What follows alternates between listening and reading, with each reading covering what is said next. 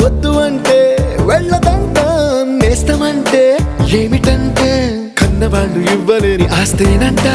ఇస్తూ నీకై ప్రాణం పంచిస్తూ తన అభిమానం, నీలో ప్రతి ఒంటరి తరుణం చెరిపేస్తూ ఎన్నో వేల కథలు.